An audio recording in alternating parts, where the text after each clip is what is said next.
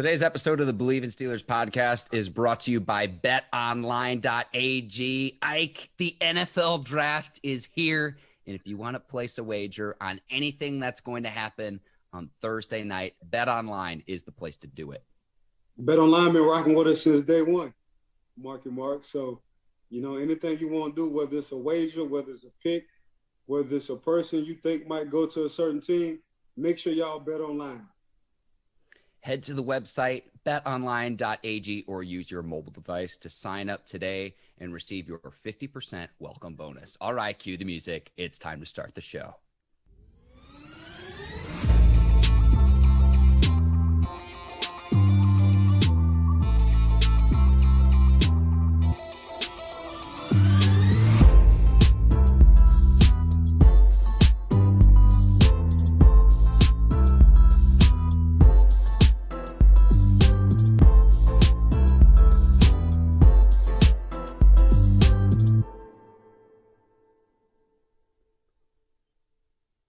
Welcome into another edition of the Bleav in Steelers podcast. I'm your host, Mark Bergin, joined as always by my guy, two-time Super Bowl champion and 12-year veteran of the Pittsburgh Steelers, Ike Taylor. Ike, we're recording this on Wednesday night on the eve of the NFL draft. This episode is going to be out Thursday morning.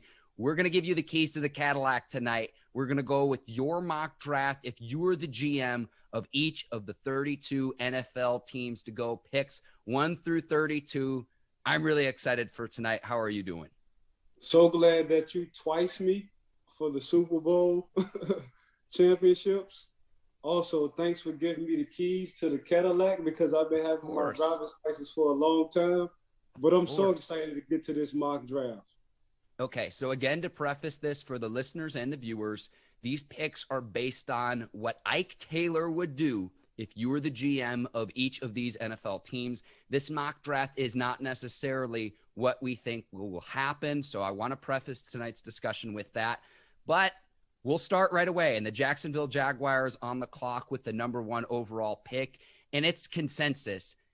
Trevor Lawrence, the Clemson quarterback, is going to be the pick here. I think he's the most heralded quarterback since 2012 when Andrew Luck came out of Stanford. I've seen the comparisons to John Elway, but really ever since Lawrence beat Alabama as a true freshman, this day was going to be inevitable that he was going to be the number 1 pick. But Ike, just what do you see in Lawrence and what he brings to the table now that he'll be paired with Urban Meyer, the new Jaguars head coach? He's been a man since he's been in high school. He's been well talked about since he's been in high school. His expectations and the hype has been high since high school. So what all Trevor Lawrence do? He go to Clemson and start as a freshman. He go to Clemson and win big games. He go to Clemson and stay cool, calm, and collective under pressure in big moments. So yeah, that's why he's the number 1 pick. So all the hype that we've been talking about with Trevor Lawrence, he did nothing but live up to the expectations. Now he's going with the stud coach in Urban Meyer. And what do we know about Urban Meyer? If you just check Urban Meyer background, whether we're in Utah or in the state of Florida or in Ohio State, all he does is win championships and turn organizations around in a couple of years. So I think the marriage between them two is going to be a good marriage. I'm glad that he has Urban Meyer, and I'm sure Trevor Lawrence is glad. I'm sure Urban Meyer has an opportunity to get a guy like Trevor Lawrence at the number 1 pick in Jacksonville. The grass is green. The sky is blue. Lawrence is going number 1 to the Jags. At number 2, it's pretty inevitable that Zach Wilson, the quarterback out of BYU, is going to be going to the New York Jets. The odds are pretty much set at this.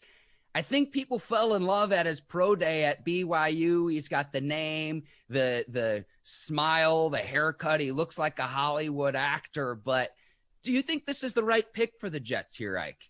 100%. So Baker Mayfield me when it comes to the athleticism when you talk about a Zach Williams. When you talk about a guy from BYU and the team rallied around him, when you talk about a guy who has multiple siblings and he got to make sure he go home for dinner because that's just a family tradition. When you talk about a guy who came up in a few big moments regardless on whether he was hurt. When you talk about a guy who really doesn't have the receivers that a Trevor Lawrence might have, that a Justin Fields might have had, this guy just made plays and made it happen. So I think for sure in my mind that he's going to the New York Jets. Not only is he a superb guy, he has that family tradition, that family atmosphere around him. And like you said, he's a stud. If you ain't know no better, you think he was a surfer from Hollywood. 33 touchdown passes and only 3 interceptions a season ago for BYU. We go to the third pick, Ike, and this is where I think the draft really gets interesting, what the 49ers are going to do with this pick. You got them taking Trey Lance here. There's been reports that Justin Fields is no longer in the mix. If you look at the odds markets, the odds market shows that Mac Jones, the Alabama quarterback, is the overwhelming favorite here. I'm not going to lie. I'm kind of with you. I think either Lance or Fields would be a better pick than Jones because we've talked ad nauseum about how Mac Jones receivers at Alabama are going to be better than whatever team ends up drafting him. Jerry Jeudy and Henry Ruggs from a season ago. This upcoming draft, Jalen Waddle and DeVonta Smith will likely be first round picks in this draft as well. So not to mention, you've got a dominant offensive line and the dually truck of Najee Harris in your backfield. It's no wonder he threw for 77% completion percentage at Alabama.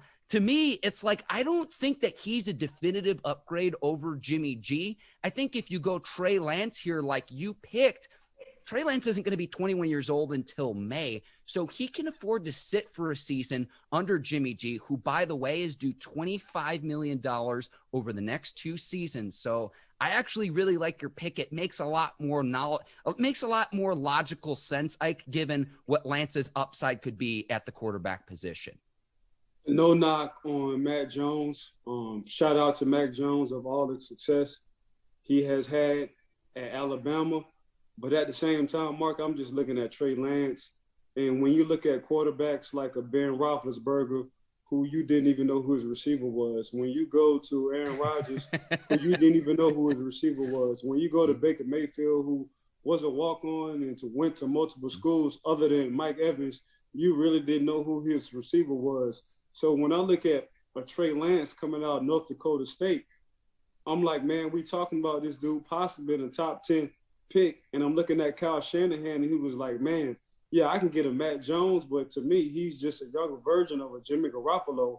Why not enhance with the RPOs and with the weapons I got outside and the tight ends and the running game and the defense that's coming back healthy next year, upgrade at the quarterback position. So I thought this just made sense to me by drafting Trey Lance coming from North Dakota State, because I think his upside is better than Mac Jones.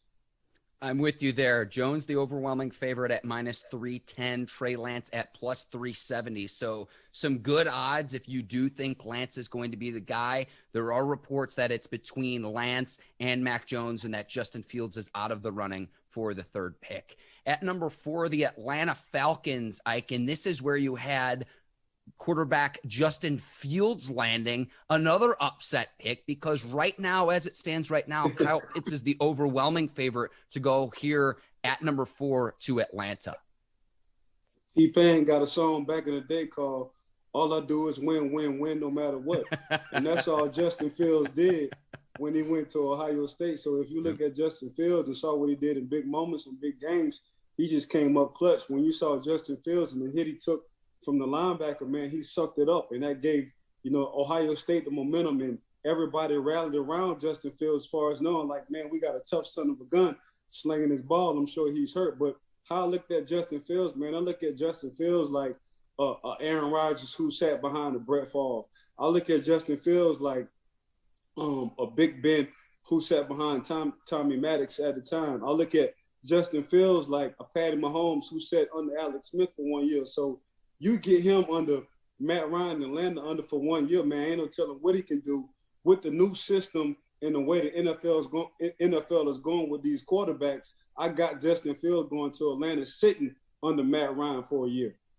Let me push back a little bit. This is why I think Pitts is going to go there. Matt Ryan, 35 years old, but still has 3 years left on his deal. Now, there is a potential out in 2022, but just given that he has 3 years left under his deal, that's why I think that the Falcons will, in fact, go with Pitts here, especially considering that they might also dump Julio Jones in a trade. And if they do that, who picks up the slack? Kyle Pitts in this situation. Not to mention, if you have any trepidation about taking Kyle Pitts, take the tight end label off and put on wide receiver. I think he is that good. He's as talented as a prospect as I can remember coming out of the NFL draft. I think the sky's the limit for him. I think he has no limits.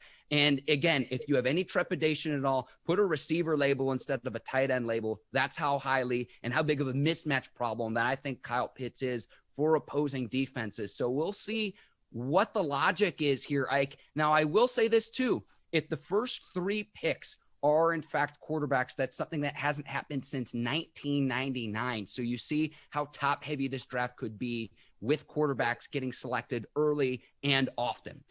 We will move to the 5th pick, the Cincinnati Bengals on the clock. And this is where you have Kyle Pitts landing in a Bengals uniform. This would be quite the help to quarterback Joe Burrow as he enters year 2. It makes sense. So you got a guy you just signed last year, Tyler Boyd. He lives in the slot. You got a young stud that went to Clemson and T. Higgins on the outside of the wide receiver position. We saw what he can do. Now you get a Joe Burrow and you put Kyle Pitts with a Joe Burrow. Man, what is the best friend other than the offensive line in the running game to a quarterback, a young quarterback at that? It's a tight end. When Matt Ryan came into the game, who he had at his tight end position, Tony Gonzalez. Now you see what Travis Kelce is doing with a Patrick Mahomes. Now you see what a Kittles is doing over there at San Fran for a Jimmy Garoppolo. So when you talk about the tight end position, they always call them a safe blanket, a safe cover. So that's why I got Kyle Pitts going to the Cincinnati Bengals, because I feel like, man, he's going to be the safety blanket for a young guy like Joe Burrow. And that's just like having the best friend at that tight end position, man. It's always a mismatch. Corners are too small for him. Safeties and linebackers are too slow. Then when you got a guy who's 6'6", who can play inside or outside, man, you might as well pick up a Kyle Pitts with Joe Burrow in Cincinnati, Marky Mark. See, I don't even think the Bengals are going to be in this situation to pick up Pitts. I think Ja'Marr Chase is a potential fit here for the Bengals, considering Chase and Burrow paired together at LSU. And in that 2019 season. Go ahead, Ike.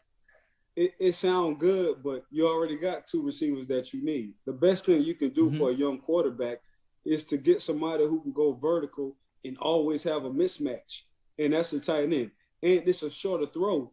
And you ain't got to wait that long to have a pocket or to sit in a pocket as a quarterback. So that's always a mismatch for us. Like Heath Miller was under the realm of Big Ben, and that was always a mismatch for us. Antonio Gates or Phillip Rivers was always a mismatch for us. So when you get a guy like a Kyle Pitts, they don't come around too often. They really don't come around too often. So receivers nowadays, because of the 7-on-7, they come around often. Tight ends who are safety blankets for quarterbacks, they don't come around often, Mark.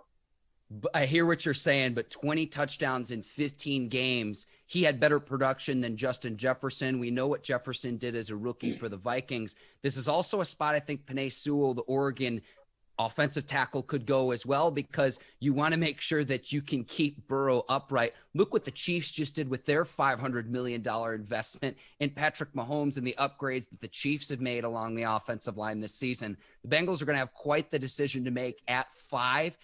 And ultimately, it's really a win-win for whatever they decide. But I could see those 3 players fitting in Cincinnati, and we'll see what ends up happening there. All right, I want to go to number 6, the Miami Dolphins. This is where you have Ja'Marr Chase falling. Thought it was interesting you picked Chase, the LSU product, over DeVonta Smith and Jalen Waddle, both Alabama players. And the reason that's important is they played together with Tua Tagovailoa at Alabama as players on the Crimson Tide. So you've got Ja'Marr Chase here. I'm in agreement with you that he is the top receiver in this draft. But what did you see from Chase as to why he fits at number 6 to the Dolphins? I mean, pound for pound, he's the best receiver. If you just look at what Ja'Marr Chase did, whether it was big moments or just did for LSU, we really wouldn't be talking about these other LSU quarterbacks if it wasn't for Ja'Marr Chase. So you get a Devontae Parker who's a big stud, 6'4" and some change, and you put him with Ja'Marr Chase and a young Tua, man, you cooking with gas. With a young defense, you definitely cooking with gas, and we cooking out every Saturday or Sunday, however you want to call it. So that's why I got Ja'Marr Chase going to Miami with Tua. And I get people saying Joe Burrow and the relationship with Ja'Marr Chase in Cincinnati. I just think the better fit, and I'm looking at who I had high on my draft board, I would take Kyle Pitts going to Cincinnati and Ja'Marr Chase going to Miami with Tua, and still a young Devontae Parker with a good defense with Miami, with a nice running game in Miami. So the Dolphins, too, if Tua doesn't work out, have a draft pick next year in the first round and then 2 first-round draft picks in 2023. And I don't think that they're going to go offensive line this early. I don't think that this is a fit for Oregon tackle Penei Sewell because the Dolphins drafted 3 offensive linemen in the last year's NFL draft. So I think that getting him a pass catcher is of the utmost importance. But again, you want to make sure you give him every opportunity to succeed in year 2. But that's why I don't think they're going to go with the line. I think they're going with the pass catcher in this scenario.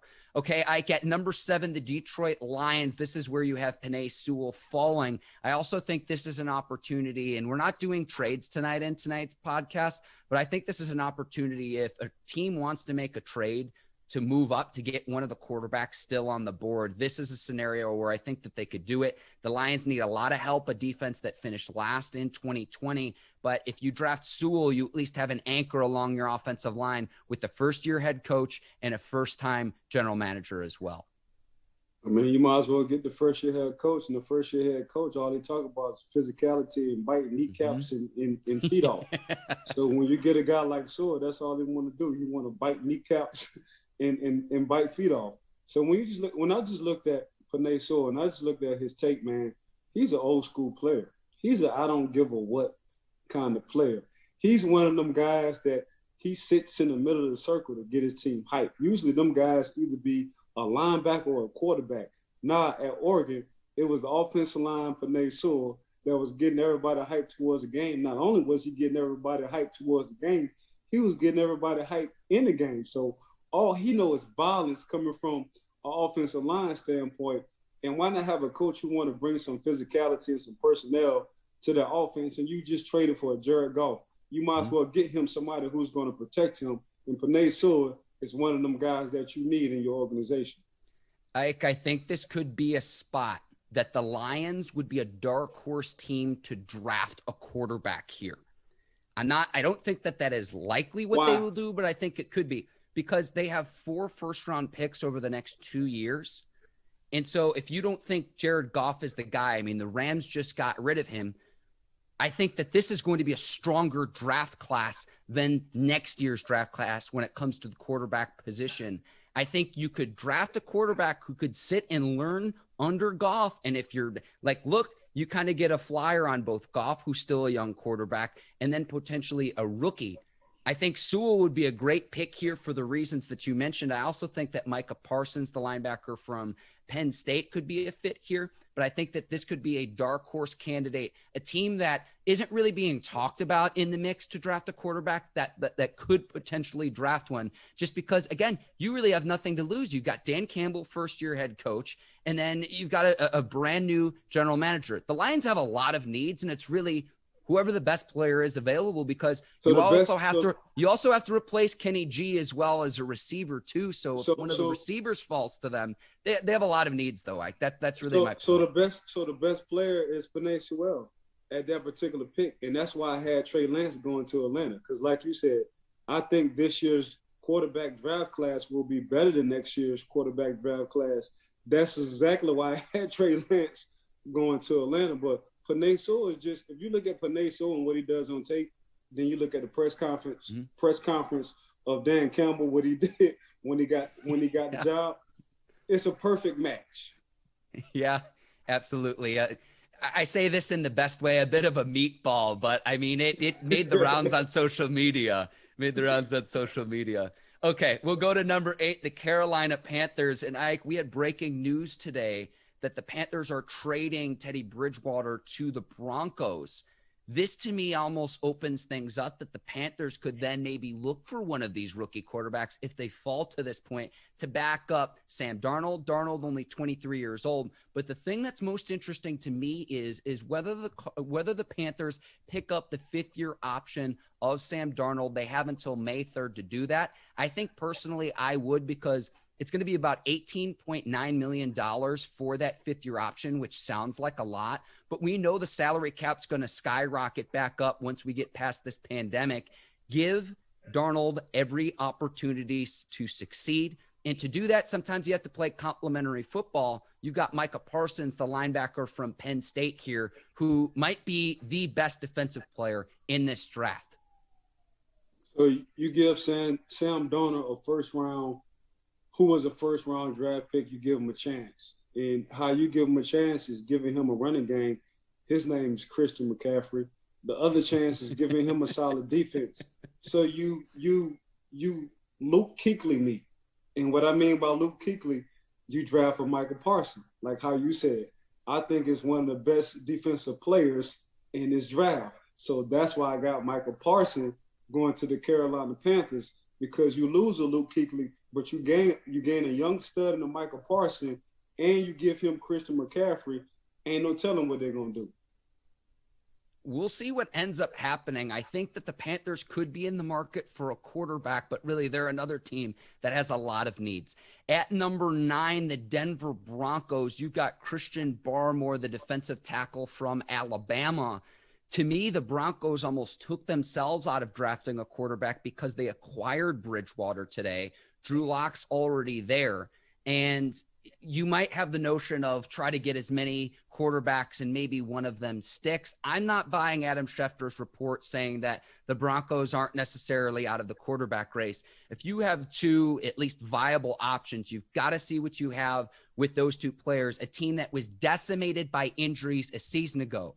So you're talking about Von Miller coming back is going to be healthy. Pair him opposite Bradley Chubb, and you put Christian Barmore into the mix. And, oh, by the way, they also got Kyle Fuller in free agency, who the Bears had to cut due to a cap casualty. Barmore would fit in immediately with this defense. You could be talking about one of the dominant defenses in the NFL in the 2021 season. And you've got to try to shut down the Chiefs and their high-powered offense within your division. I love this pick for Barmore at number 9 to the Broncos.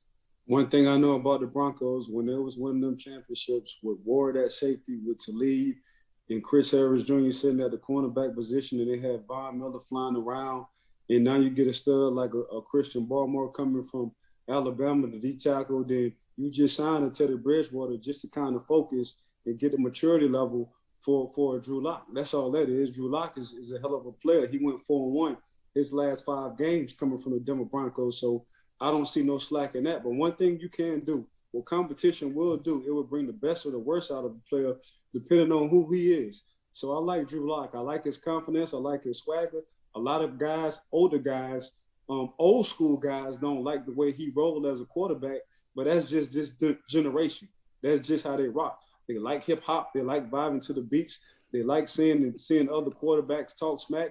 That's just what they is. So when I look at the Denver Broncos winning them championships with a Peyton Manning, an older Peyton Manning, how did they win? They won off of defense. So to have a good defense, it starts from the ground up, how I like to say, building the house from the ground up, and that's where the defensive line. So that's why I got Christian Barmore going to Denver, because John Elway knows and understands in order to win games in the playoffs, you got to have a solid defense, and it got to start in the middle with the D-line. It would just be a race to the quarterback. Von Miller, a former defensive player of the year, Bradley Chubb, who's starting to come into his own in his own right. You add Barmore to that mix. Good luck to opposing offenses. And this is why the Chiefs made the upgrades that they did in the offseason along their lines, because they can foresee what's going to happen against a team in their division. At number 10, the Dallas Cowboys, Patrick Surtain II out of Alabama, and he'd partner with his former college teammates, Trayvon Diggs, to give the Cowboys a tandem on the outside. I think this is a definite area of need for the Cowboys, and I think the only way that they don't go cornerback here is if one of those quarterbacks who might be higher up on their board falls to number 10. What did you see in SURTAIN and the fit at number 10 with the Cowboys, Ike? I don't think Dallas is looking for a quarterback, especially paying Dak $146 million. That's out. Jerry Jones, though, Ike. Jerry Jones. You know, Jerry Jones like to blow smoke up your you-know-what, so I'm not even tripping on that. So how I look at Patrick Surtain the second is they asking Diggs, how is Patrick Surtain? And all he can say is look at his dad and what he did in Miami. Look what he has done to be in this conversation for y'all to come to me and ask me how he plays, his work ethic, and what he does on the field. So when you look at a Pat Surtain, that's another Alabama cornerback going to Dallas. And that's why I like Pat Surtain going to Dallas. Even though I like Jaycee Horn, who is going to be a stud in the NFL, I just thought it would be a good fit because I know that front office is asking Diggs, how do you feel about a Patrick Surtain? And I can get his answer. Why we not going to draft Patrick Surtain the second if he's not sitting at that number 10 pick? So we go from one NFC East team to another. The Giants on the clock at number 11. And you've got DeVonta Smith, the Heisman-winning trophy, wide receiver from Alabama. I like this pick, Ike, because they get Kenny G, the receiver, not the musician, in the offseason, and you find a Robin to Kenny G's Batman. So you got a guy, Kenny G, I think probably is the most underrated because he was in Detroit. Probably the most underrated receivers. Now, they had a lot of guys meaning teams that was bidding high for Kenny G because if you pop in the tape, he was smoking a lot of corners. Now, why not give him a Robin, like you said, in a DeVonta Smith? And you saw with Daniel Jones, even though he fell off an 80-yard sprint because he got nervous and he felt like his hamstring was about to pop. You give him a DeVonta Smith. And we ain't even talking about an Ole Miss tight end in Ingram. We all see what he can do. So we ain't even talking about a Saquon Barkley who's coming back off an injury to see what he can do. So now your offense just spread wide open. We'll take care of the defense whenever we need to take care of the defense. But at this point in time, the strength to this Giants organization will be the offense. So you got Ingram, you got Galladay, you got DeVonta Smith, and you got Saquon coming back. Boy, that's a hell of a mix, a young mix at that. Ike, let me add some icing on the cake. They also signed two-time Pro Bowl tight end Kyle Rudolph in the offseason. So buckle up, let's roll. And it's all on Danny Dimes at this point, whether he can perform or not. There are no excuses headed into 2021 because if you add another weapon from an offensive standpoint, at that point, it's on you. You know, it's on Danny Dimes at that point. No question. I agree with that. Okay, so we'll go to the next team in the NFC East. This is a trend here. The Philadelphia Eagles, and this is where you have Jaylen Waddle, the other Alabama receiver, landing. He's like Tyreek Hill fast. And I'll say this. I love that he came back towards the end of the season and played in the national title game, even though his ankle was still busted up. I love that toughness and the fact that he wanted to be there for his team. But the Eagles need a number one receiver, and I think that Waddle might help them fill that void. I didn't like the fact that he came back. I thought it had enough tape to the NFL scouts in enough big plays and enough punt returning and enough wide receiver and enough slot tape that, man, I ain't got to come back for the championship game, but he just wanted to play with the boys. So I look at a Jaylen Waddle, and you took the words out of my mouth. Mark, I always compare him to a Tyreek Hill. Tyreek Hills don't come out too often running a 4.27 or 4.29, so you might as well give Jalen Hurts another young weapon that he have played with or that he know, and that's Jaylen Waddle. At 13, the Chargers on the clock. You've got Jaycee Horn, your number one rated corner from South Carolina, going to the Chargers here. And I like this pick because safety Derwin James was hurt with a knee injury. He had a season-ending meniscus tear that kept him out of 2020. You get him back in the lineup, and then you get a stud corner in Jaycee Horn. Again, in that AFC West division, you're going to be going up against the Chiefs. You got Joey Bosa applying pressure to opposing teams' quarterbacks. Your secondary on the back end with James coming back and then potentially Jaycee Horn here reaping the benefits from Joey Bosa wreaking havoc up front. So Justin Herbert, you play it off of default default because Tyrod Taylor got hurt, right? Then when you saw Justin Herbert, you're like, okay, he the real deal. We were sleeping and we was overanalyzing this guy. Then Derwin James gonna come back. Then you talking about a Joey Bosa who gonna come back. Then you talking about the Ingram, the opposite side of Joey Bosa who gonna come back. Then you put J.C. Horn with Derwin James. Man, you cooking.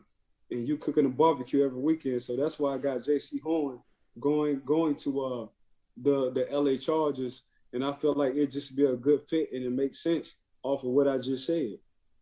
I think this could also be a potential fit for a lineman if you want to invest in the product of making sure Herbert stays healthy for years to come. So if Penei Sewell is still here at this point, maybe Elijah VERA-TUCKER out of USC who could play either guard or tackle. We'll get into that a little bit later. SLATER, maybe TEVEN Jenkins. I think this could be a potential area for an offensive lineman and specifically a tackle here. But I do like your pick of J.C. Horn here, just pairing with that defense for the Chargers. At number 14, the Minnesota Vikings.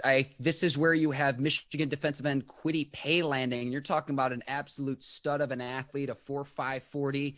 If he were still on the bench press at his pro day, Ike, I think he'd still be going at this point, 36 reps. I think he might be the best defensive end prospect in this year's draft, but why did you think he was a good fit in Minnesota?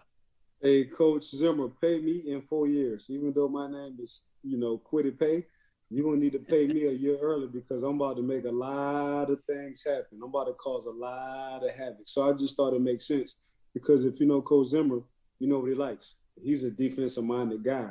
And you just got a stud with Kirk Cousins. You just got a young rookie of the year, Justin Jefferson, sitting over there at the wide receiver position, even though they missed out on another receiver. But at the same time, man, you only win games in the playoffs, again, if you play good defense. And how you do that? You got to get defensive linemen to get to the quarterbacks. So Coach Zimmer is more of a 4-3 guy, and he like his front four without blitzing 5 because he wants that extra guy to sit in coverage other than blitzing. And you might as well get KWITY PAYE sitting at number 14. That's why I got him going to the Minnesota Vikings because he has the same mindset and the same style that Coach Mike Zimmer likes. Okay, Ike, at 15, you've got Alabama quarterback Mac Jones going to the New England Patriots, Bill Belichick in the evil empire. To me, it's like which quarterback is available here. I think the Patriots could look to move up in the draft, but you got Mac Jones falling all the way to 15 here. Why Mac Jones here and not earlier? Just what's your thought process here? We're not about to go to the 6th round draft pick and Tom Brady again.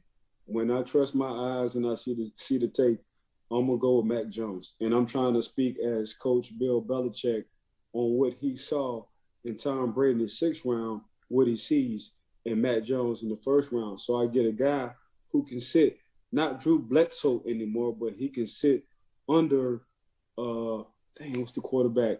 Cam Newton. Cam Newton right now. I just shot a blank. Cam Newton right now, he can sit a year. And I can get him up to task, up to board. And next year, he'll be good for the 2022 season. So that's why I like a Mac Jones. And also, I don't think people understand the relationship that him and Nick Saban have on and off the field. Them guys talk all the time. So I'm sure, Coach Belichick has been talking to Nick Saban on what Mac Jones can and can't do. And he's going to revamp that offense in New England to justify why he picked him at number 15. And get him some young studs. I think it's clear the Patriots definitely need a quarterback because long-term Cam Newton's not the guy. Jarrett Stidham certainly isn't the guy. And the Patriots made a lot of off-season signings. I think a quarterback at this point, either if it doesn't fall to them, they'll look to trade up to actually get someone who can help them in their future at the quarterback position. At number 16, Ike, with the Cardinals, you've got Rashawn Slater, the offensive tackle from Northwestern, going here. I want to say this. I think that this could be the first opportunity at 16 where we see a running back come off the board because Kenyon Drake, the team's leading rusher from a season ago, signed with the Raiders. The Cardinals then scoop up Steelers running back James Conner. James Conner's a great back when he can stay healthy. He was a Pro Bowler in 2018. But even during that season, Ike, he didn't play in all 16 games. So I think whether you want to go running back or improve the offensive line to protect Kyler Murray and company, improving the running game is something that the Cardinals are going to have to do. I'd like to pick SLATER here, but I also think that this is the position where you could see Najee Harris come off the board, Travis Etienne, or our guy from North Carolina, Javonte Williams. I think this is really the earliest a running back could go on Thursday night. I don't think running backs are that valuable in the top 15 rounds and the top 15 picks. And the reason why I don't think running backs are that valuable because you have a Kyler Murray, a quarterback that you need to protect. And the only way a running back is going to handle his business if you have an offensive line. If you just seen King Henry and what he's doing, he got a nice offensive line. But Christian McCaffrey have a nice offensive line. And a lot of your running backs who are putting up these big offensive yards, you got two running backs in Cleveland who can both hit 1,000 yards if they really split the carries. They have a nice offensive line. The year that James Conner went to the Pro Bowl, he had a healthy offensive line. So that's why I'm going with Rashawn Slater. Not only will he help the run game, but he can help pass protect Kyler Murray, a young Kyler Murray, let him get more comfortable in the pocket and make plays throwing other than running. Front squatting 500 pounds, which Slater did. You saw his Northwestern teammates rally around him, is really a sight to be seen. And not just do it once, but multiple times is pretty incredible. I also think that the Cardinals will need to replace cornerback Patrick Peterson, who signed with the Vikings earlier this offseason. So see what the Cardinals do at 16. At 17, Ike, this is where on your board, and you explained this to me a little bit before tonight's show, that you've got Christian Barmore, the defensive tackle from Alabama, twice. You have two players going twice in the first round. The floor is yours. Explain this to the listeners and viewers because I'm just as intrigued. So the reason why I got Micah Parsons and Christian Barmore going twice is because I don't know the trades with the quarterback position. So I think the quarterback position, because we're not doing trades on this mock draft right now, I don't know what the quarterback position will hold. So if I'm looking at trades and teams changing their trades and moving up in the draft, these are the two guys I think that can fall, Micah Parsons and Christian Barmore. So yeah, if you just look at the Raiders, man, the Raiders right now, they need a solid guy in that defensive line because they just got off of one of their defensive tackles. And why not have Christian Barmore? So that's the reason why I got two guys, and the only two guys I got going right now twice in this draft is a Micah Parsons, depending on quarterback trades, and a Christian Barmore, depending on the quarterback trades. But I have Christian Barmore going to the Raiders because they need a defensive tackle to solidify that defensive line if a trade do happen with the quarterbacks in the draft. Yeah, and you've got Parsons going 18 to that Dolphins defense, and then a player who I think could certainly solidify what was a very good defense a season ago. We know what Brian Flores can do over down in Miami. So if Parsons were to go to the Dolphins, you're talking about what was a very good defense a season ago would get even better. Correct. I agree. Okay, so you've got Parsons at 18 to the Dolphins as well. I'm really curious to see what the Dolphins do with the second pick that they have in the first round, because I'd imagine that they'll want to get to a pass catcher with the first pick, but what they do at 18 also intrigues me. But again, I don't think that the Dolphins are going to go offensive line given the picks that they had a year ago along that offensive line. Great. I just don't think that they have the same demand there. I understand wanting to protect Tua and wanting to keep him healthy, but to me, this makes a lot of sense that the Dolphins would go defense here. Again, I think you need a pass catcher of some sort, but at 18, I don't think you're going to get the same caliber of a player, whether that's Ja'Marr Chase or either of the Alabama boys. So just off of my draft, if you don't get a Ja'Marr Chase at the top pick for Miami, depending on what they do with these quarterbacks, if they don't go 1, 2, and 3, I think Micah Parsons falls to the Miami Dolphins. So I think Coach Brian Flores would love to have a guy like that sitting in the middle. Talking to Vince Williams and seeing what Vince Williams was talking about, man, that was one of his options on going to Miami. So if they ain't get a Vince, I'm sure they're looking for an inside or outside stud. And why not, if he's still on the draft board, get a Micah Parsons? And if I'm one of these guys between the Christian Barmore and the Micah Parsons, I would like to go 15 and under. And the reason why I would like to do that is because I'm going to a potential playoff teams who's on the verge to making things happen. I'm not going to a team who has high expectations for me. but we still gonna have a under 500 record. At 19, the Washington football team, you've got Oklahoma State offensive tackle Teven Jenkins going here. Jenkins, a player who helped pave the way for Chuba Hubbard's 2,000-yard season during the 2019 season. And I want to point out that 2,000 yards is impressive at an NFL level, let alone at the collegiate level when you're playing fewer games. An absolute mauler in the run games. And really, wherever he goes, he's going to be a good fit because he's a tackle who will be able to start from day one. Yeah, Teven Jenkins is a bar fight kind of guy. Like, man, let me just chug 20 beers and just whoop everybody, you know what, in the bar. He plays just like that on the field. You want to talk about a guy who has to stop after the whistle. He doesn't stop after the whistle. You want to talk about a guy who I think, man, some of the coaching staff, like, bro, you can just chill out for practice today because the intensity level will be at an all-time high. That's Teven Jenkins. So why not have Teven Jenkins from Oklahoma State going to a football team? So right now, you really don't know who the starting quarterback is, but at least you know you'll have a quarterback, whoever it is, have some kind of protection. You already got four first-rounders sitting on that defensive line, so you might as well start on the offense. And why not start with a foundation? And that's the offensive line guy in Teven Jenkins. I can't even imagine what the practices would be like with all those players at the line of scrimmage, Ike.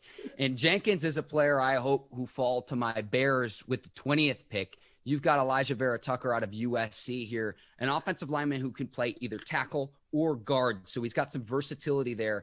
A position I hope that the Bears upgrade because the Bears have not drafted an offensive tackle higher than the 5th round since 2011, Ike. You're talking about the Windy City. You're talking about playing in the cold of Chicago. You're talking about having to go up and play in Lambeau Field to take on the Packers and Aaron Rodgers. To me, Chicago Bears football is controlling the line of scrimmage and running the ball and playing dominant defense. I think whoever the best offensive lineman is here at this point, take them if you're the Bears and take them yesterday. There's no question the Chicago Bears is solid on defense. At the picks they got, starting off with Khalil Mack, inside linebacker, safety, and cornerback position.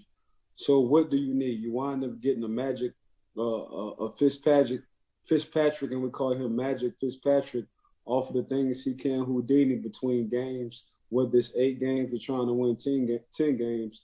He's a guy in the locker room that everybody's going to play around. So you might as well give him Elijah VERA-TUCKER coming from an offensive line guy. Not only this guy's going to solidify, but I think this guy will be a Pro Bowl, All-Pro / Hall of Fame in due time. So you might as well just let, Fitzpatrick rock at that quarterback position. Also get him some help and really rely on your run game and that defense because I think that's the strong point to the Chicago Bears organizations is the defense. So you might as well get an offensive line, and why not start with an offensive lineman who usually go to the Hall of Fame if you're drafted this high? And I like VERA-TUCKER coming from USC. Ike, I know it's late, and I'm going to chalk this up to that. I think you meant instead of the bearded wonder of Fitzmagic, you meant the red rifle, Andy Dalton. But I understand what you're saying, and the Bears aren't going to draft a quarterback or trade up to draft a quarterback. Paying Dalton $10.5 million. Nick Foles on the bench is the highest paid backup in the league. So you're not going to go out and spend even more capital and spend even more money on a quarterback. Control the line of scrimmage. I understand you've got a void left behind with Kyle Fuller gone now from the secondary. But to me, you've got Damian Williams coming over from the Chiefs, helping fortify that backfield with David Montgomery, a good young running back. And also Tariq Cohen's going to be coming back from a season-ending injury a year ago. You get that running game going again. To me, that's Chicago Bears football. So glad you helped me on the redhead assassin with Andy Dalton. I was thinking Fitzpatrick. So next time I'm slipping, make sure you cut me off and help me out on this one. No. We were talking about the Washington football team with the pick before, Ike, and the bearded wonder, Ryan Fitzpatrick, is probably going to be starting for Washington football team. We'll see if Heineke can take over at some point in the season, but I understand why you got goofed up because the Washington football team had the pick before. You're all good, Ike. At 21, the Colts, you've got linebacker out of Notre Dame, one of the most fun names to say in the draft, Jeremiah Owusu-Koramaoah. With this pick, I think that the Colts need just really any defensive help that they can get. The importance of the pass rush running the Tampa 2. They lose some defensive players, but if you get a defensive playmaker, that's only going to help players like a DeForest Buckner from the defensive front. But what did you see from the Notre Dame linebacker, Ike? So talking to some of my scouts and guys in the NFL, they say Jeremiah OWUSU-KORAMOAH like for you to call him Woo.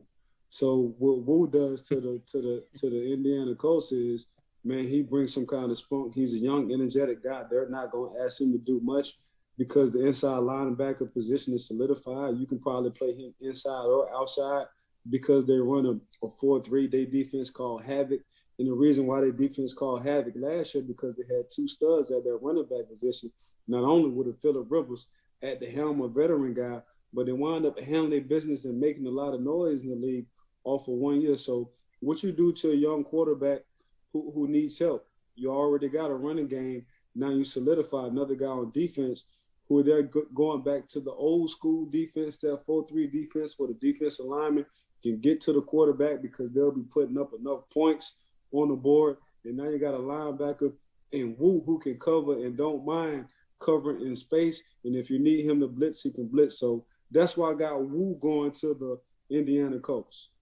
I love the super on the bottom of the screen. For any of our viewers on YouTube or Facebook Live, how many characters Woo's name takes up at the bottom. It's pretty fantastic to see. And I'm excited to see what that looks like on a jersey too, Ike. Yeah, I think Woo just might get Woo-KORAMOAH because that's what he like to be called is Woo. At number 22, the Tennessee Titans. Ike, you've got our guy Zaven Collins, the linebacker out of Tulsa. He performed at any position he really played for Tulsa. I also did some research before tonight's podcast. He was his high school valedictorian, but why did you think he would be a fit for Tennessee at 22? Because I know what Tennessee looking for. Tennessee looking for a hell of a defensive guy. They already got what they need on offense when you want to talk about 2 receivers and crown me King Henry at that running back position. They got enough offensive linemen. You got a nice little D-line. So who will fit in? And what I know about winning championships, their head coach know how to win championships and what you need. You need a guy like Zaven Collins coming from Tulsa who can play inside or outside position, and all they did was make plays. Like these GMs and these scouts, man, they confused on what position they should play them. So if they confused, you give them to a good head coach.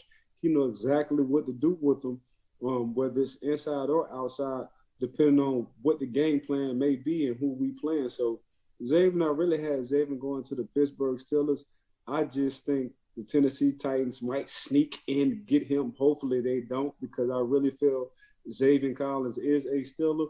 But if the Tennessee Titans get him, I understand why, man. This is in the first round, my sleeper. And I know it's hard for people to wrap their minds around a sleeper in the first round, but I think this guy will be very productive early and for a long period of time because of his knowledge in the game and playing different positions. They don't even know if they needed this man to line up at tight end. That's also what he did at Tulsa. He played a little tight end as well, so he can go both sides of the ball. He just want to play football, so that's why I like Zaven Collins. I really feel and believe he's a Steeler, but I got a Tennessee Titans sneaking ahead of the Pittsburgh Steelers and getting him. Okay, so the Titans do need some pass rushing ability because they thought that was going to be done by Jadeveon Clowney. He went out and missed the final 8 games of the season with the knee injury. The team just went ahead and cut Vic Beasley, who did not perform at the level that the team that they thought they would a season ago. In comes Zaven Collins. So I see what you mean here, Ike, but this is a Titans team that needs to replace Corey Davis and Jonnu Smith from an offensive standpoint. So I think this could maybe be a spot where Rashad Bateman fits in, a cold weather receiver from Minnesota if they want to go offense. But I do think that it would be a little bit of a reach if they did go with Bateman or one of the other receivers at this point. But that is a need that the Titans have, especially also considering that the offensive coordinator, Arthur Smith, is now the head coach of the Atlanta Falcons. So you've got to make sure that you can continue that offensive identity that really starts with King Henry from an offensive standpoint. But Tannehill's going to have to throw to someone other than A.J. Brown, and who that is something that I think that the Titans could address during the NFL draft. Maybe not in the first round, but later in subsequent rounds. The next pick at number 23, the New York Jets are going to take safety out of TCU, Trayvon Moehrig, producer Courtney's favorite player in the draft. But Ike, what did you see from Moehrig? What does he do for a Jets defense that you think would make him a good fit at 23 for the Jets? I got to replace Jamal Adams. So you saw with Jamal Adams and everything he did around that line of scrimmage for the Seattle Seahawks. So I got to get a Trayvon Moehrig, a guy who simply is just like him and can do the same things he can do, but I think he's a better coverage guy. So if you want to start an organization, just winning playoff games, the offense will get you there during the regular season, but you need a defense to hold you down and give your offense more opportunities in the playoffs. So I got my first safety in Trayvon Moehrig from TCU. Shout out to Miss Courtney, our Brinks producer, and going to the New York Jets. Okay, at number 24, Ike, the pick that all of our listeners have been waiting for, the Pittsburgh Steelers. You've got edge rusher from Georgia, Azeez Ojulari, going to the Steelers. And I know that this might upset some of our listeners because everyone thinks that it's a match made in heaven, that the Steelers are going to pick Alabama running back Najee Harris.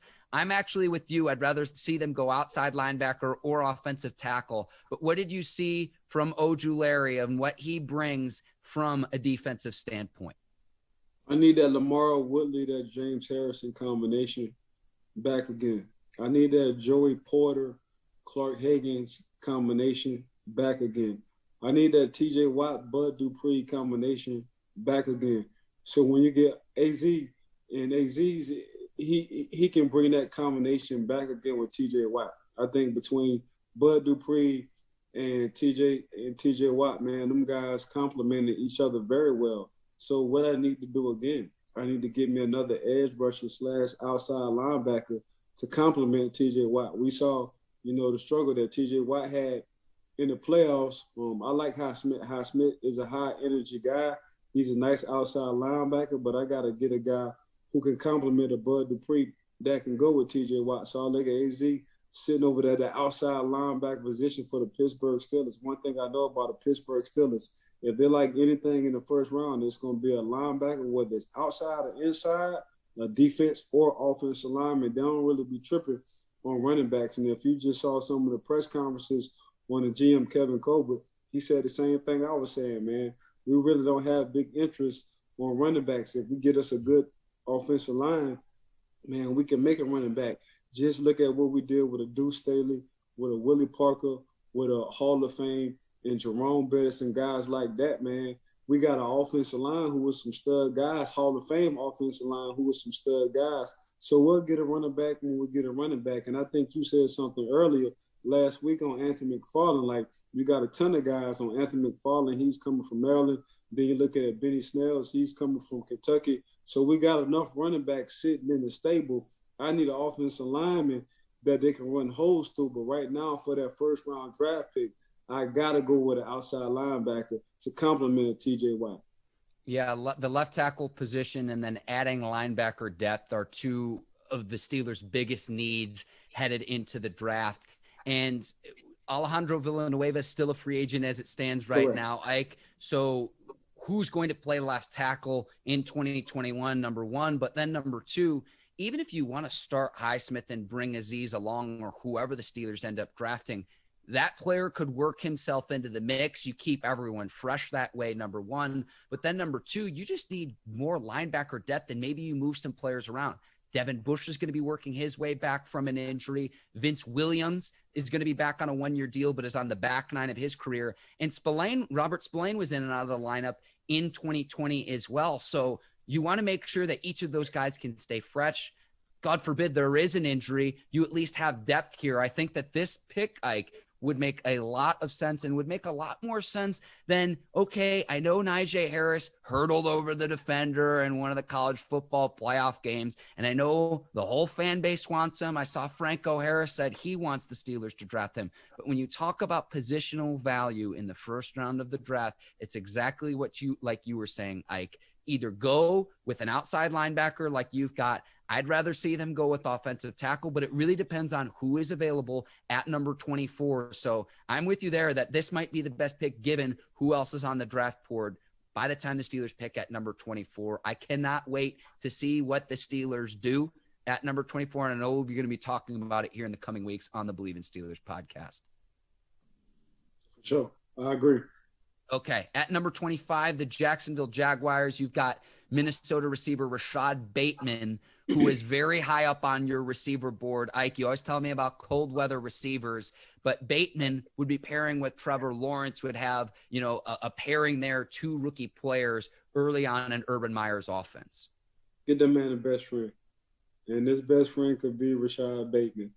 And I had Rashad Bateman high because when you just watch Minnesota, he was Minnesota on the offensive side, whether he was getting double team, triple team, whether it was 3rd down and 3 and people knew where it was going, he always found a way to come up with the ball, even though guys knew where the ball was going. So I just watched Rashad Bateman, even though he was always covered, he always made play. He's a big guy. He can play inside or outside. And for a young quarterback, you might as well go on and get him married.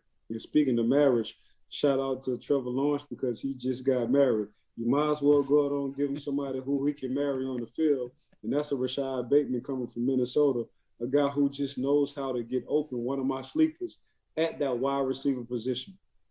Ike, you always make me laugh, and I almost forget my next point. At number 26, you've got the Cleveland Browns taking Miami defensive end Jaylon Phillips. I think that if Christian Barmore is still here this late in the draft, that's a potential fit. The big question I have with the Browns is Sheldon Richardson coming back on that defensive line because they cut him. They thought he was making too much money. You bring in Jadeveon Clowney to pair opposite all-pro defensive end Myles Garrett.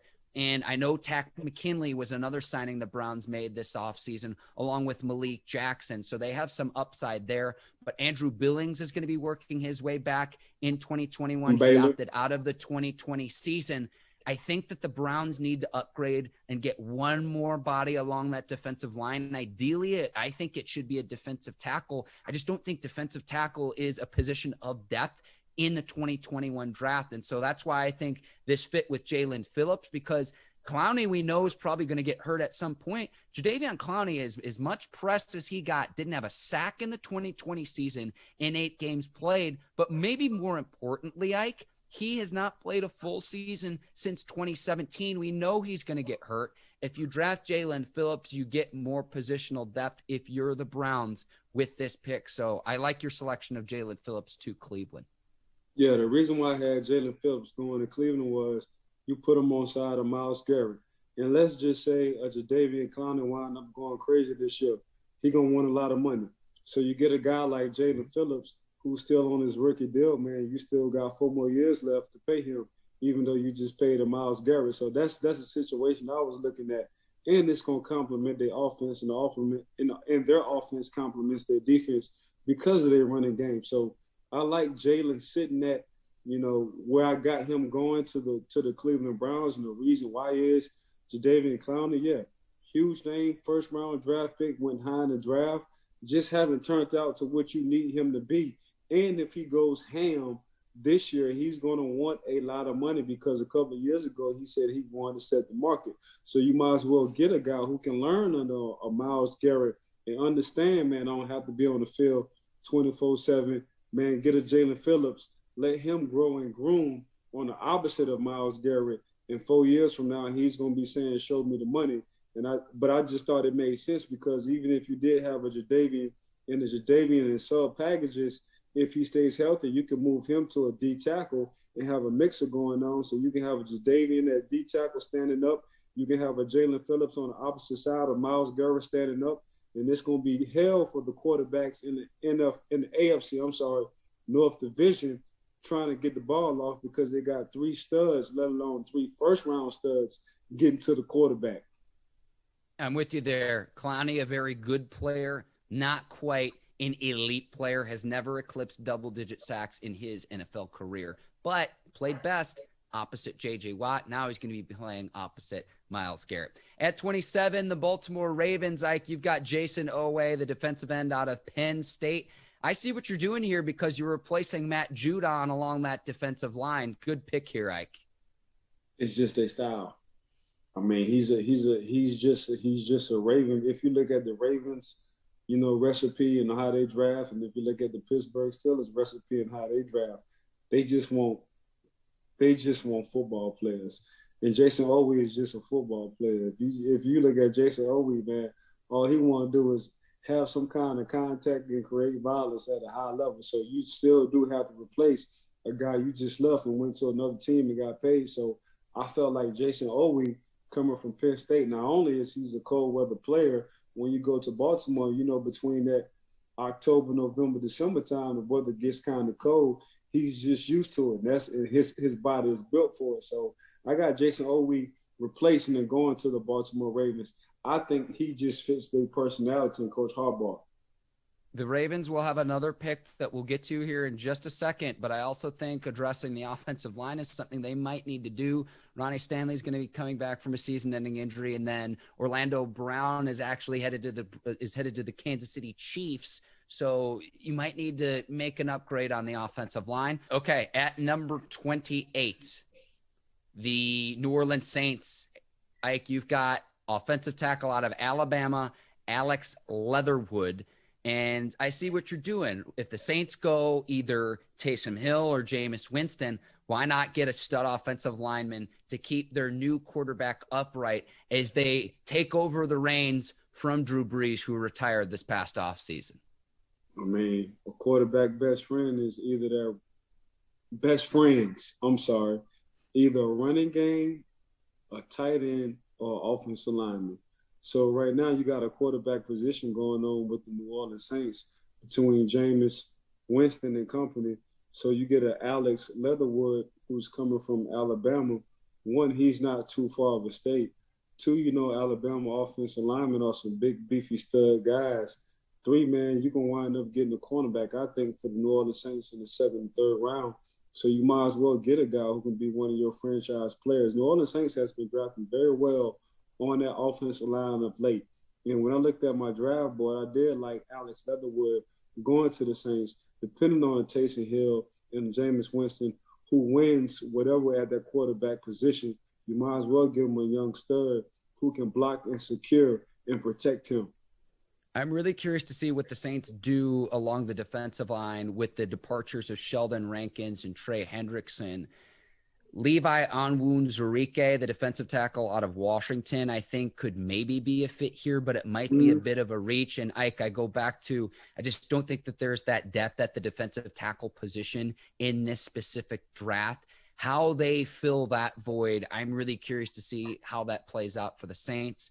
But no doubt, I think Leatherwood would be a great pick. Again, really, it's just either offensive or defensive line, Ike. We're building from the ground up, so I'm with you there. At 29, Ike, the Green Bay Packers, you've got cornerback Greg Newsome out of Northwestern, and Packers fans have to be rolling their eyes yet again, along with Aaron Rodgers, that you're still not going to get Rodgers more offensive weapons. They get Jordan Love a year ago in the draft, and that kind of helped Rodgers find the fountain of youth this past season. He played at an MVP level. You got a tight end that Rodgers like. You got probably arguably one of the best wide receivers in DEVONTA Adams. And not only that, man, you got 2 or 3 other wide receivers who's some stud on the offensive side. You got a running back who you just paid.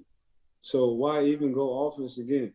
You need to stop a team like the Tampa Bay Bucks from running up the scoreboard on your ass. So who you get? You get a Greg Newsome who plays in the cold at Northwestern, and that will be a Green Bay Packer in the cold when it comes January, February football. So, yeah, you got enough guys on offense to run up the scoreboard. Aaron Rodgers and company, that's what they've been doing.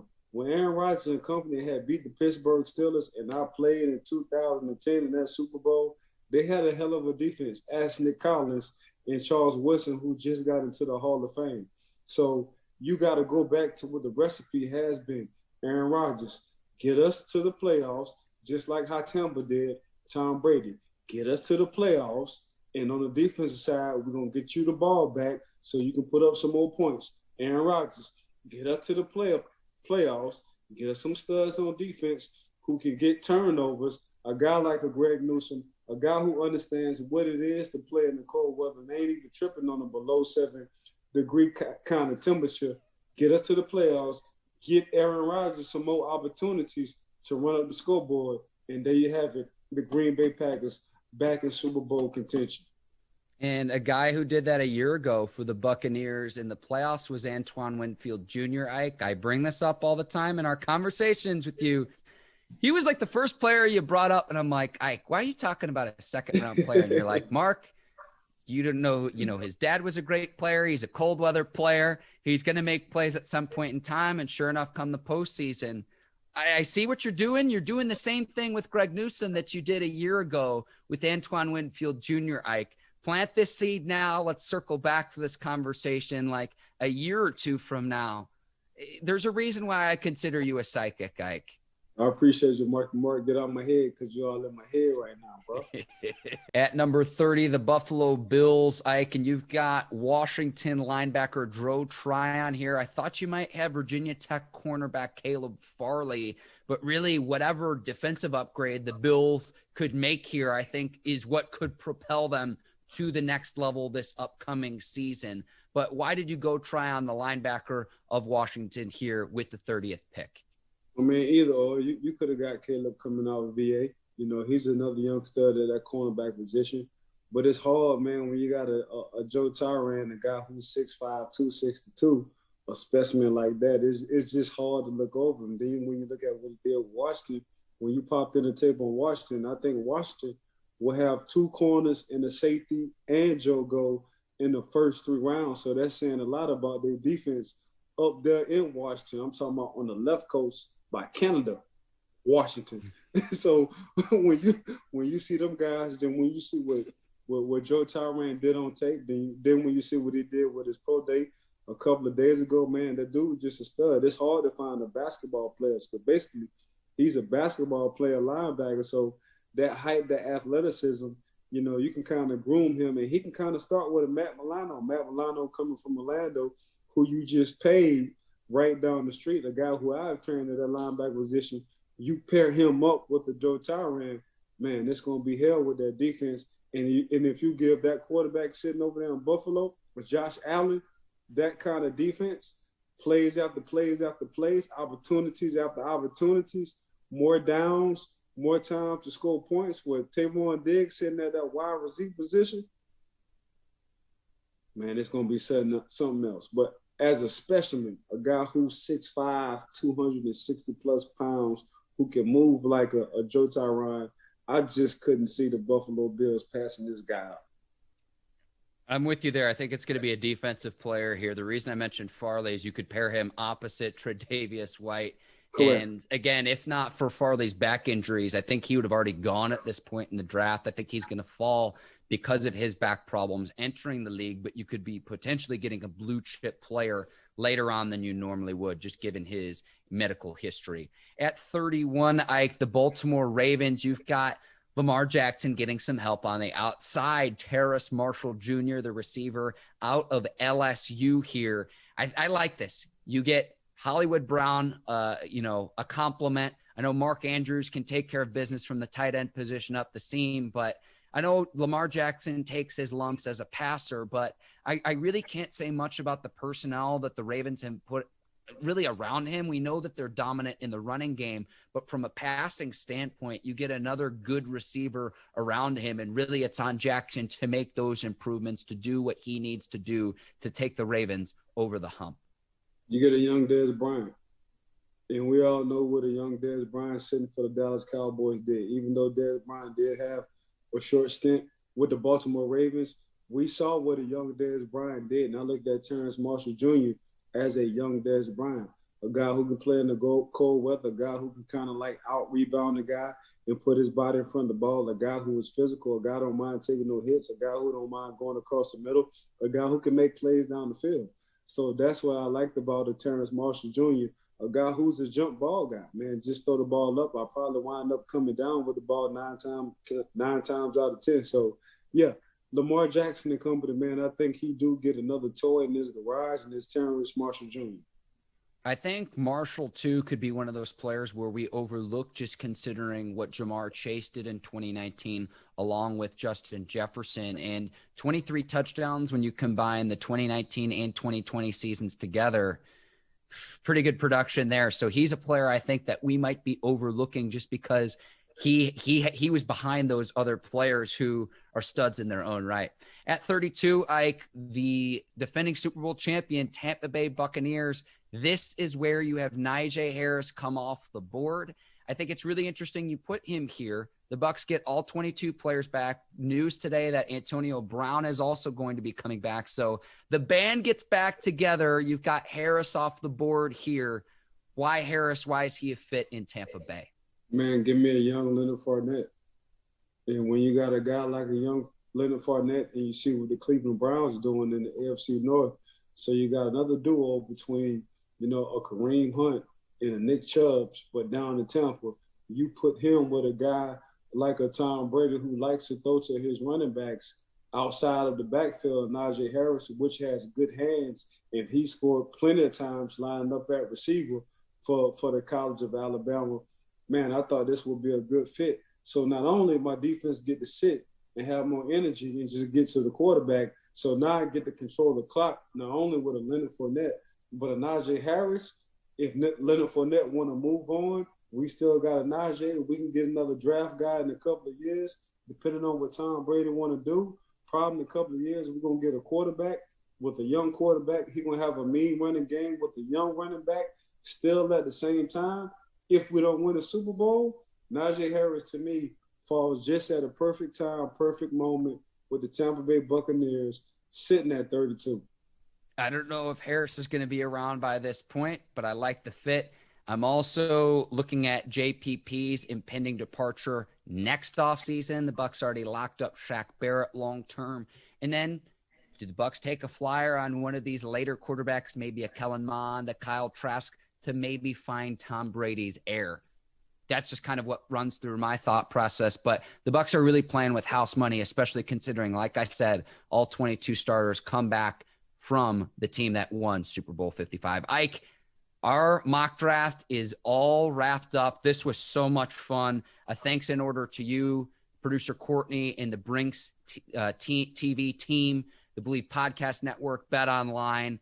I cannot wait to see how all of this unfolds, but it's nice to get into your brain and to see how you'd think if you were a GM from this standpoint, and a perspective that is really, in my opinion, second to none. Man, I appreciate you, man. I had an honor working with, Bleav in Podcast. I have an honor working with you, Mark Bergin, Miss Courtney and her team at Brinks TV, man. Y'all have been a blessing to us. Kind of enhanced our podcast along with the Bleav in Steelers. Shout out to the Bleav in Steelers podcast for giving Mark and I an opportunity, especially during this pandemic. Y'all could have been dropped us, but man, we just got better over the course of 2 years, going on two and a half years, going on 3. So I appreciate everything y'all doing with us. Miss Courtney and Brinks TV, man, welcome to the team. Like I said, man, we on your time. Even though, Mark and I have busy schedules, Miss Courtney, who's the producer of Brinks TV, I know you had a family, so whatever you need to do, man, don't hesitate to tell us what we're doing. Shout out to Bet Online, who've been rocking with us since day one. That's just how it is. Without y'all, man, it really wouldn't believe it. It really wouldn't be Ike Taylor and Mark Bergin. So, like how I like to think, this is all the family. So, Brinks TV family, Mark Bergin family, Bleav in Podcast family, Bet Online family. So I just want to appreciate all of y'all who just spend y'all time and effort working with us too, between Mark and I. Again, if y'all want to subscribe, man, make sure y'all give us a 5-star because we're trying to go diamond. The knowledge is crazy. The relationship and the growth between me and Mark and I is unbelievable. So again, man, just stay tuned. This is our first mock draft, and it all has to do with everybody behind the scenes. So I just want to give a shout out on behalf of Mark and I, and thanking everybody who worked with us, Bleav in Podcast, Bet Online, and Brinks TV. Like, that was beautiful. And next week, we're going to have a full reaction to who the Steelers pick. We're also going to talk about potential sleepers in this draft and really our reactions for everything that unfolds over the span of the next 3 days. For Ike Taylor, I'm Mark Bergin. Thank you for listening to the Bleav in Steelers podcast. We'll see you next week. Take care. So long, everyone, and enjoy the NFL draft. Peace.